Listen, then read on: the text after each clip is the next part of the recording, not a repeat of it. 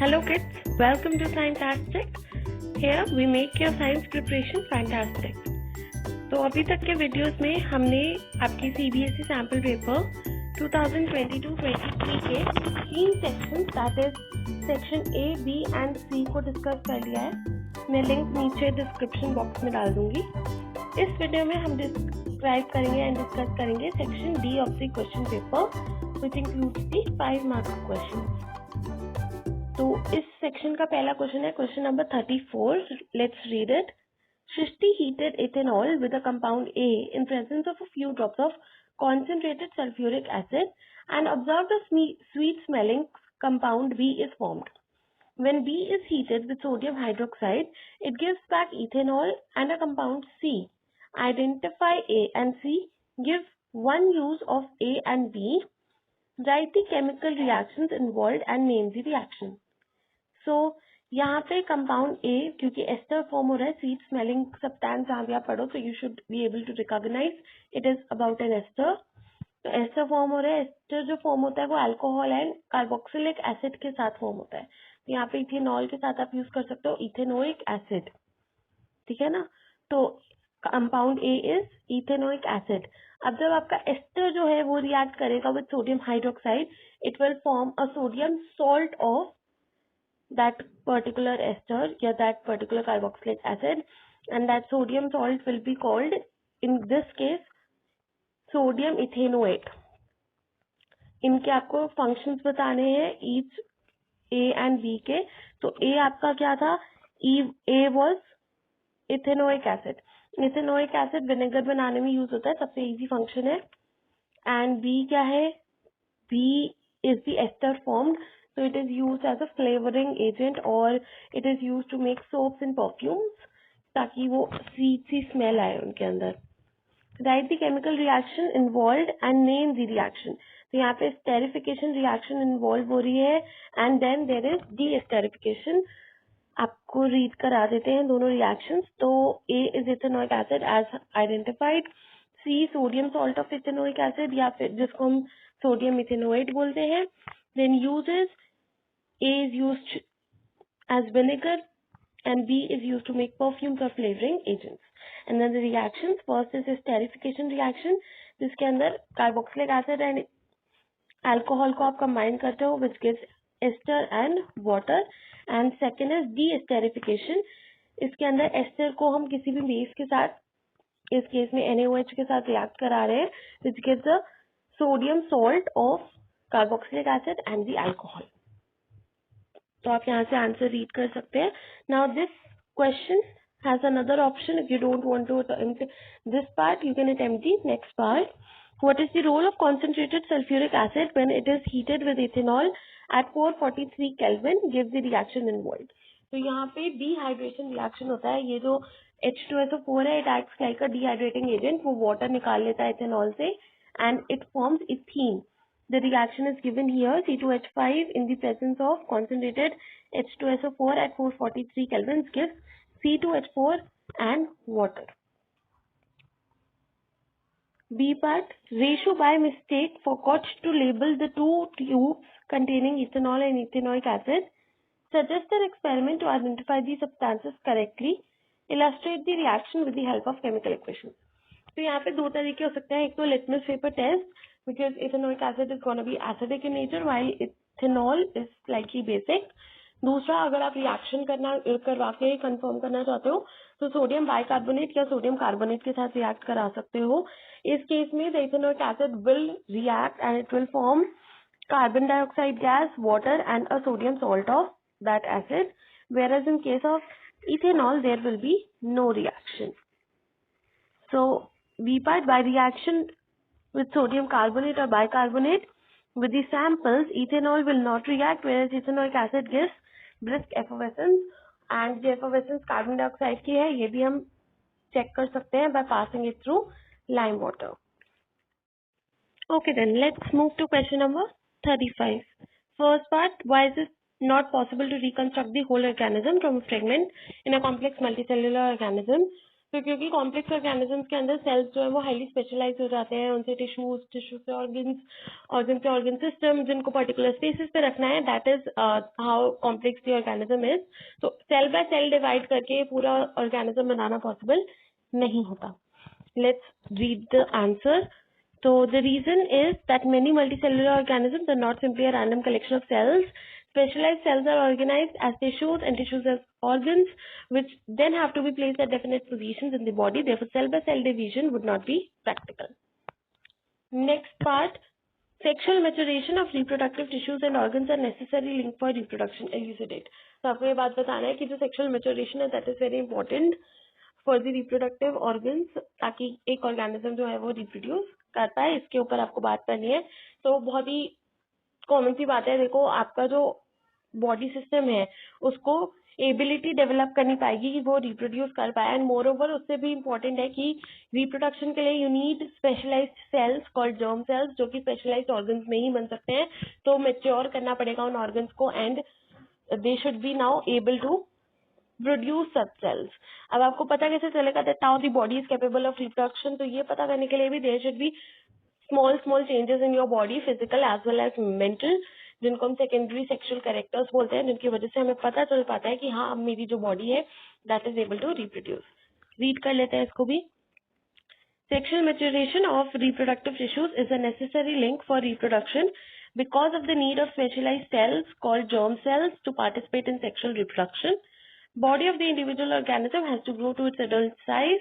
The rate of general body growth begins to slow down. Reproductive tissues begin to mature.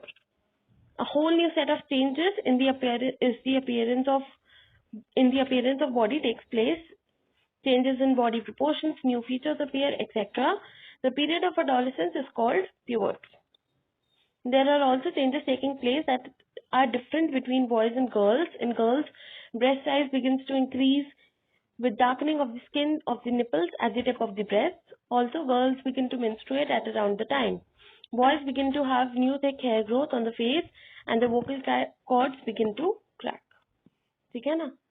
Moving on, इसी में आपके पास there is an optional question, how are variations useful for species if there is drastic alteration in the niches? तो अगर niches होते क्या है, पहले तो ये समझते हैं. niches is the particular position occupied by an organism in its habitat. अगर वो एकदम से चेंज हो जाए, जैसे आपके घर का एटमॉस्फेयर एकदम से चेंज हो जाए तो आप अनईजी फील करने लगते हो, वैसे ही हमारा सर्वाइवल मुश्किल हो जाएगा अगर हमारे निश ऑल्टर हो जाए. बट अगर हमारे अंदर कुछ वेरिएशन है, कुछ रेजिलियंस है इन कंडीशंस के लिए, तो हम फिर भी सर्वाइव कर जाएंगे and our species will continue. Let's read. Okay, so if the niche were drastically altered, the population could be wiped out. However, if some variations were to be present in a few individuals in these populations, there were some chances for them to survive. Variation is thus useful for the survival of species over time. B part, explain how the uterus and placenta provide necessary conditions for proper growth and development of the embryo after implantation. So, the embryo is implanted in the uterus lining and उस lining पे then develops a disc-like structure called placenta, जो कि link की तरह behave करता है between the embryo and the mother's body. तो यहाँ पे embryo side पे there are finger-like projections villi, whereas on the mother's side there are richly supplied blood vessels. अब मदर के ब्लड से there will be oxygen and nutrient supply जो कि embryo को प्रोवाइड किया जाएगा. And because of the finger like projection, surface area for absorption जो है वो बढ़ जाता है. मोरओवर जो भी वेस्ट जनरेट हो रहा है, कार्बन डाइऑक्साइड जनरेट हो रहा है एम्ब्रियो बॉडी में, उसको भी रिमूव कर दिया जाएगा with the help of placenta. Let's read. The lining of uterus thickens and is richly supplied with blood vessels to nourish the embryo. Embryo gets nutrition from the mother's blood with the help of placenta, which is embedded in the uterine wall. It contains villi on the embryo side of the tissue. On the mother's side are blood spaces which surround the villi. This provides a large surface area for glucose and oxygen to pass from the mother's to the embryo's side. The developing embryo will also generate waste substances which can be removed by transferring them into the mother's blood through the placenta. Child is born as a result of rhythmic contractions of the muscles in the uterus. तो एकदम starting से लेकर जब वो implantation हुआ तब से लेकर डिलीवरी तक सारा का सारा जो प्रोसेस है that is with the help of embryo and placenta. Okay, moving on to question number 36, which is the last question of this video. So here you have a diagram. The diagram above is a schematic diagram of household circuit. The house shown in the above diagram has 5 usable spaces where electric connections are made. For this house, the mains have a voltage of 220 volts and the net current coming is 22 amperes. What is the mode of connection of all the spaces in the house from the mains? तो हमें पता है domestic circuit में जितने भी connections होते हैं they are made in parallel, so the mode of connection of all the spaces is parallel. Moving to the next part.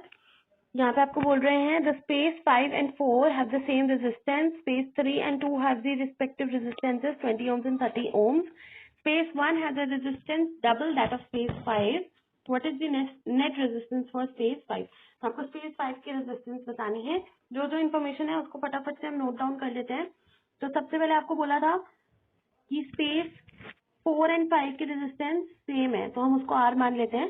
Space 1 की उसके डबल है तो उसको 2R लिख लेंगे. स्पेस 2 and 3 की रेजिस्टेंसेस आपको गिवन है 30 ohms and 20 ohms रिस्पेक्टिवली.